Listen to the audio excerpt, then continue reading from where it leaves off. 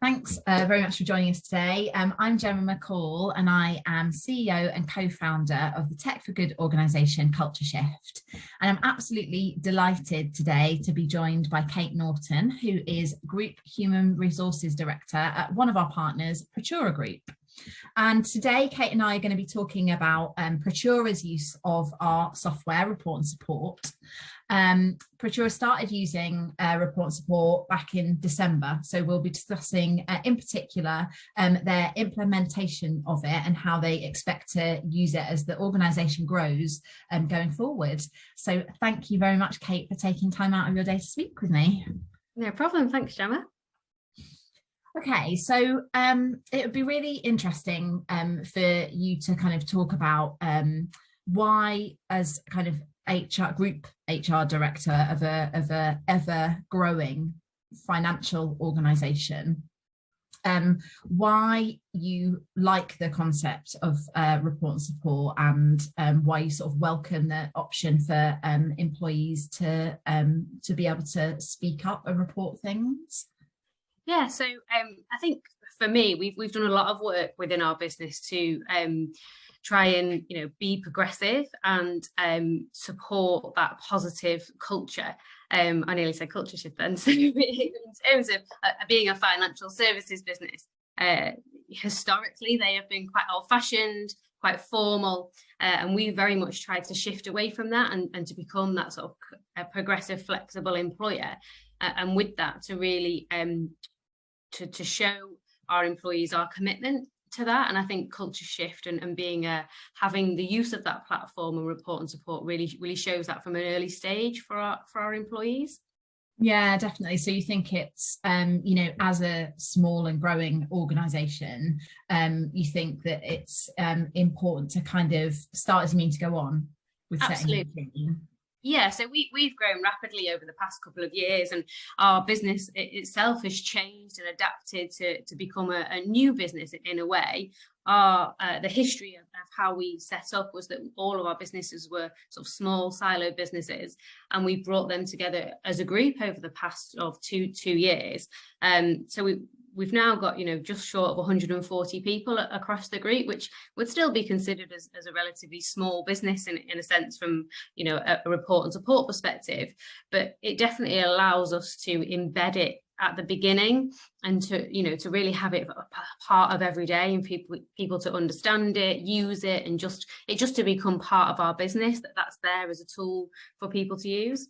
Yeah, definitely. And given that you kind of recently onboarded, how did you find that process with us? Yeah, it was a great process. Felt really supported, guided. We got lots of training throughout that. We were obviously had our reservations and had some questions around how we would implement the tool, especially from a confidentiality perspective. Being a small business, could people work out who said what and all those sorts of things? But definitely got huge support from the team, and we just kept working through and having practices and trials and going through the questions. And yeah, it was a really smooth process from that perspective. Fantastic. And you have launched it as part of like some wider projects. Yeah. So what were those wider projects, and how have you kind of managed the launch of the system, like amongst all of that kind of the wider piece? Yeah, so in terms of that wider piece, we were doing a lot of work on vision, values. We relaunched our employee handbooks. We had a new HR software system in place. And it was really about bringing that whole group together and trying to break down some barriers within the groups to bring everyone together as one group and one team. And it really formed part of that. We wanted to share our commitment and show people that we were trying to progress and move forward. We were doing a full piece on culture, so what our values were and about that behaviours really matter. Mm-hmm. So historically, I think within our industry, it's very much been about numbers and about those things matter. But actually doesn't, you might be excellent at your job, but the behaviours are really important as well. And they sit foremost on our review processes now. So any discussion that you have around your performance, the behaviour bit sits at the top. And we really wanted to, embed our commitment to that across all of those things. And, one of our top values is do the right thing. And this very much, forms part of that process and part of that mission to say, we want everybody to treat each other with respect, to do the right thing. And just some of the education pieces on the report and support system really help us to demonstrate that. That's really interesting, because I think you're right in kind of sort of, flagging that the finance kind of sector, if you like, has been very, very target driven and very focused on that, which obviously, is really important. It's very important to be making sure that you're driving the revenue in a business. But it's kind of been proven time and time again that you can do that in an environment, and you should be doing that in an environment that is diverse and inclusive, and actually that ultimately makes for better business than for organizations who are rewarding maybe like poor behavior and things like that. And so how have employees responded to the fact that you've got it in place, and that it is there as an option for them to use to speak up about things? Yeah, extremely positively, the response has been. So we did a launch campaign for existing employees. So when we first joined, obviously in December, we did a launch campaign as part of our wider sort of campaign and sharing of our new people processes. So we did a full overhaul of the whole people process and very much moved from HR to people, which I think was a really good time to shift that. And then from going forward, then all employees receive the Culture Shift report and support platform at their induction. So they get a session at the induction that says, this is what it is, this is why it's here, and this is what we use it for. As you already stated, we haven't had any reports yet, so we haven't had anything through. Which for a business of our size, I wouldn't expect initially for there to be a huge influx of reports. I'd hope there wouldn't be a huge influx of reports, but it would be nice always to get a test base. But we have had lots of information from your team about the support articles and who's actually visited those, so the footfall along those support articles, which allows us to then share information and communication around those topics. So using our newsletters, using our spotlights to actually share information and education around those particular topics, which I think is invaluable really for people to know that we care and that we can help educate around those topics. But it's been really, really positively received from a lot of people that would not have heard of you before. So we know that some areas of our business are more aware of Culture Shift as a business than others, but it's been really well received. That's fantastic, and it's really interesting that you raise the fact about there's a concern that organizations often have about how well, first of all, a concern that they would be overwhelmed with reports in larger organizations, and also a concern about like how they're actually going to deal with those reports. And you've said already that you haven't had any so far, but how have you prepared to deal with any reports that would come in? Yeah, I think that was definitely a question mark for us around how we would deal with those reports, and whether people would feel comfortable in reporting in the first place. So obviously we educate people on how that works and the confidentiality of it all. But we've had, the way we've chosen to deal with it is that all reports would come through the people team. And I think it's quite traditional really in our industry and many other industries that I've worked in, for HR to be that point of call. So if you have got a problem, that's the place that you'd go to raise it. And we've just tried to continue with that. I think in larger organizations, you might have a bigger people team, so you might be able to support that, but also you might want to get the wider executive teams involved, or the senior leadership teams. We've chosen to keep that really quite close, just because we are a small business, and we think people will be more comfortable with that. And the understanding that we would potentially be the people that would have that training and understanding anyway, because of the roles that we play. We have had a lot of support from your team, so we've been through, we have been through training, we've had sessions, we've looked at example reports and how we might deal with those and work those out as a team. So we've been through that process, but I think we have chosen as a small business to keep that quite small, and I think others might feel more comfortable with that as well. And I know our leadership team have been more comfortable with it being in that tighter process.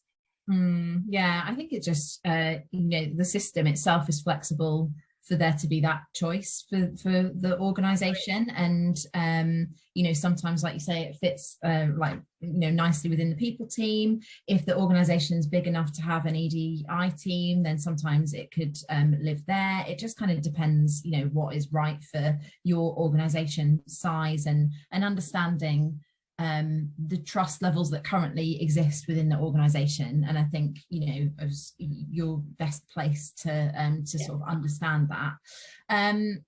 A lot of our people that we speak to do have a concern around like the data. So how do you make sure that that is safe?